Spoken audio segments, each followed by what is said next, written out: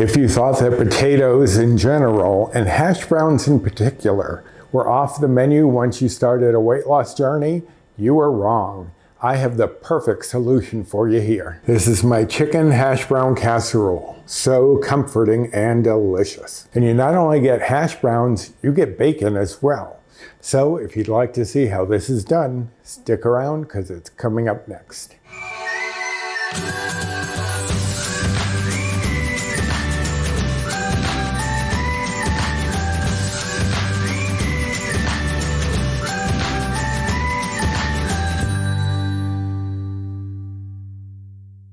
Hello and welcome to my kitchen. My name is Roy.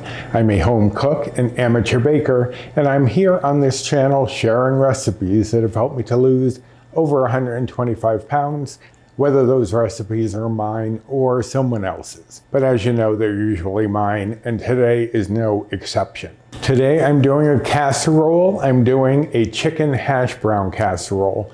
Now I've seen a few varieties of this out there, but none of them quite satisfied me until I came up with this method of making it. It's a little different than the others because it doesn't incorporate the hash browns into the chicken, but we'll get there shortly. I'm getting ahead of myself. Now this may not be a quick meal, something you can just throw together, but it is something that is delicious and worth the time it takes to make it. And most of that time is actually in the oven, so it's not even taking up that much time. But it does have quite a few ingredients, so let's go over them. I have here, of course, my cooking spray. I am going to be spraying a 2-quart casserole dish. This or 9-inch pan, baking pan is fine either way. I have here a 10.5-ounce can of 98% fat-free cream of chicken soup. You can use any of the cream soups if you prefer something else or you just happen to have something else on hand. It doesn't have to be chicken. I have here 15 ounces of shredded hash browns that are frozen, or they were frozen. Now they are fully thawed. You want them fully thawed, but you want to make sure that you weigh them or measure them because it would be about 5 cups if you use cups. You want to measure it while it's frozen because that's how the nutrition facts go. Once it's thawed out, the weight is going to change. The amount you can get into a cup is going to change. Most packages that I've found are about 30 ounces, so about half of one of those bags, but you just want it out and thawed to room temperature. I have here 1 pound of chicken breast that's been cooked and shredded. I'm actually a little over that, probably by half a pound. This was only one breast, but it was a big one. But I am on the Healthy Better Balance plan, which is equivalent to the old WW Blue plan. So I don't take any hits for bites or points on chicken, at least chicken breast. But I did put it in the recipe as a pound of chicken breast just so I could accurately list the calories and macros. But you can do more if you want. I have here 1.5 cups of frozen vegetables, and they are kind of thawed. They don't have to be. I just took them out early while I was prepping everything. But we're going to be cooking them briefly on the stovetop, so you don't have to have them thawed if you don't want. I have here 1 small onion that's been diced. It's about half a medium or about a cup if you are measuring like frozen onion. I have here 4 strips of center cut bacon, and I have diced those. I cut each of the bacon strips in half the long ways and then cut them across. We're going to cook them that way. You could cook the bacon first and then crumble it, but honestly, I prefer it this way. I have here 1/2 cup of non-fat Greek yogurt, and that you do want at room temperature to incorporate with the other ingredients. I also have here 1 egg that has been lightly beaten, and that is also at room temperature because that is going in with the hash browns. And if you didn't beat it a little bit first, then it would have a lot more difficulty incorporating it into the hash browns if it was still a whole egg. I have here 1 cup of fat-free cheddar cheese, and that is divided. We're gonna do half in the recipe and half on top later. I have here 1 tablespoon of minced garlic. That's about 3 cloves if you mince it yourself. And you could do without it if you want, but why would you? I have here 2 teaspoons of dried chives. That's going to give a nice little oniony flavor that enhances the onions we are putting in there, but also give it a little more depth of flavor. If you wanted to use fresh, you would use about a tablespoon or so of fresh. Here I have 1 teaspoon of dried thyme, 1 teaspoon of paprika, 1 teaspoon of onion powder, 1 teaspoon of garlic powder, 1 teaspoon of table salt, and 1/2 teaspoon of black pepper. Okay, so those are all of the ingredients. Let me shuffle a few things around and we will get started. All right, so the first thing that I'm going to do is just take all of our seasonings and mix them together in a bowl. Dried chives, dried thyme, paprika, onion powder, garlic powder, salt, and pepper. And then I'm just going to whisk that together just briefly. It doesn't have to be too extreme. And I'm going to set this aside. Now I did spray my casserole dish with the cooking spray, but I still have the cooking spray out because if you know my little secret, we're gonna have to spray that fat-free cheese later on. So you wanna keep that available. Next thing we're going to do is take our bacon bits and we're gonna add them to a cold pan. You always wanna add bacon to a cold pan, because if you preheated the pan and you added the bacon, it would start to contract and shrivel up a bit. And we want it to be nice crunchy bits of bacon, not little shriveled pieces. I'm going to turn this on over medium heat and get this cooking down. It'll probably take anywhere from 8 to 10 minutes. And you just want to stir it frequently to make sure that no bits of the bacon are sitting in one spot for too long, and also to separate the little pieces as they are cooking. But give me a few minutes and I'll be back. All right, so our bacon, as you can see, is foaming. That is usually the sign that it is done.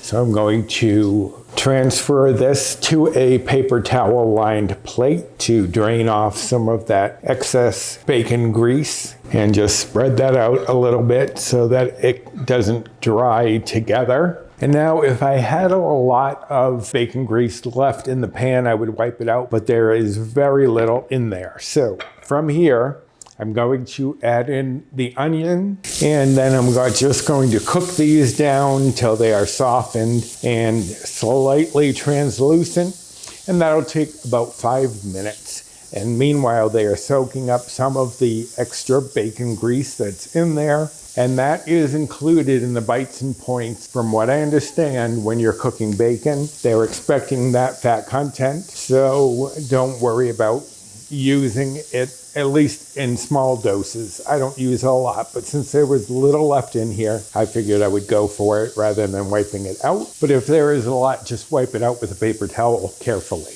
All right, so give me about 5 minutes and I'll be back. All right, so it's been about 4 minutes. You can see that the onions have gotten a little translucent. They are softened. So now what I'm going to do is add in the frozen vegetables. And these have been thawing, so it probably won't take too long. Mostly you're just looking to warm that through. And it would typically, if they were still frozen, take about 3 to 4 minutes. And this is also giving our frozen vegetables a little bit of extra flavor from the leftover bacon grease that was in here, so that that bacon flavor is going to permeate throughout the dish rather than just be in a couple of pieces. So give me another few minutes, get these warmed up, and I'll be back. All right, so it's been about 2 minutes for me since these were thawed. Again, you're just trying to warm them through. Now I'm going to add in our garlic and just stir that through so that it becomes fragrant and loses a little bit of that raw garlic bitterness. And that's only going to take about 30 seconds. Okay, so the garlic is warmed through. I'm getting a definite scent of the garlic. So I'm going to turn this off and remove it from the heat. Okay, so now what we're going to do is combine our soup, the yogurt, and half of the spice blend, which is going to be a generous tablespoon. It doesn't have to be exact. You're just using about half. And I'm going to whisk that together just a few seconds to get that homogeneous, and that looks good right there. So now I'm going to add in the chicken, the onions and veggies, half of the cheddar cheese, and then about half of the bacon, and then just stir it all together to combine. Now you could use rotisserie chicken for this. You could also cube it instead of shredding it, but I like the texture of shredded, but I don't shred it with the mixer. I find that to be too fine of a shred, and it doesn't give me the texture that I want. All right, so that's well combined right there. So now I'm going to bring in the casserole dish, and I'm just going to add all of this mixture into the dish. And then I'll just even that out as much as I can so that it will cook evenly. Now I'm going to set this aside for a moment, and I'm going to bring this bowl back in that I just had all the chicken in. You don't have to wash it out. I'm going to add in the shredded hash browns. I haven't tried it with those little cubed ones, the O'Brien, I think they're called. You could try it. I haven't tried that yet. And the beaten egg and the other half of our spice mixture. And just combine that together. Now this will come together much more easily because I'd already lightly beaten the egg so that it can spread throughout rather than me trying to break up the egg and stir everything together. So you just want to get that combined fairly well. And you won't see a lot of egg in this just from this point, but it is going to help act as a binder as it bakes in the oven. So I'm going to bring in our casserole dish again, and now I'm going to add the hash browns right to the top of this. And just do the same thing, spread this out evenly over the top of our chicken. And just get that into as even a layer as you can. And again, you don't have to go crazy about it, but you don't want like a giant mound of potato in the center where it's going to be harder for it to cook. You want it fairly even.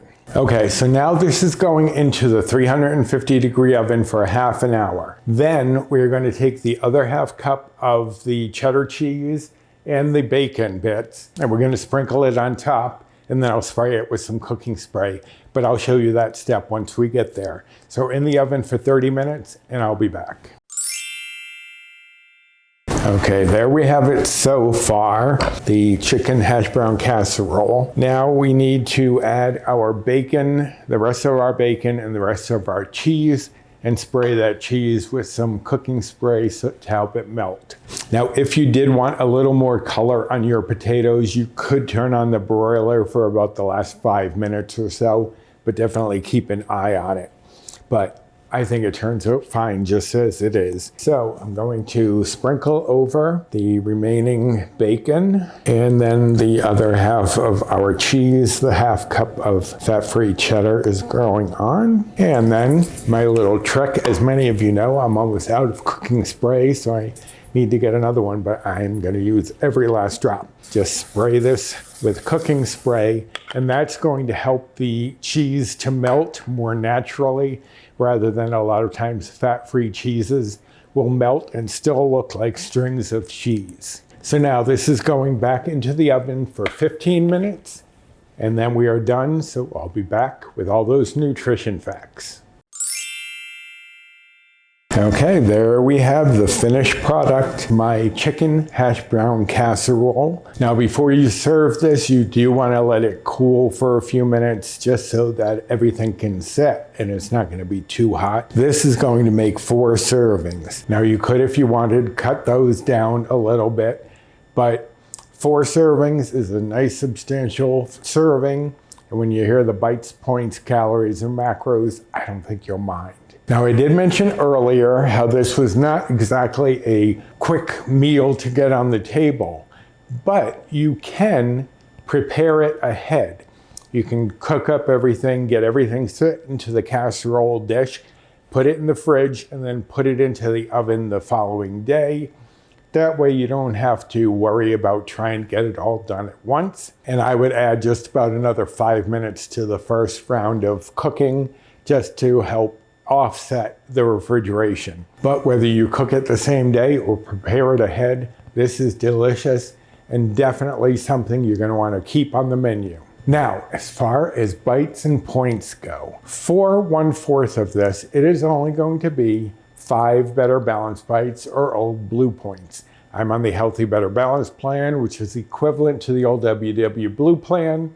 which is around where their current plan is, but you can guesstimate from the bites and points I've given you where you would land. Now, if you are following calories, the calories for 1/4 of this is only going to be 392. Under 400 calories for a fairly hearty portion of a meal. And if you are following macros, the fat would be 7.3 grams. The saturated fat would be 1.8 grams. The protein would be 48.6 grams. The carbs would be 37.3 grams. The fiber would be 3.8 grams. And the sugars would be 5.4 grams. For 1/4 of this casserole. Now, if you enjoyed this recipe and this video, I'd appreciate you doing the usual to support my channel.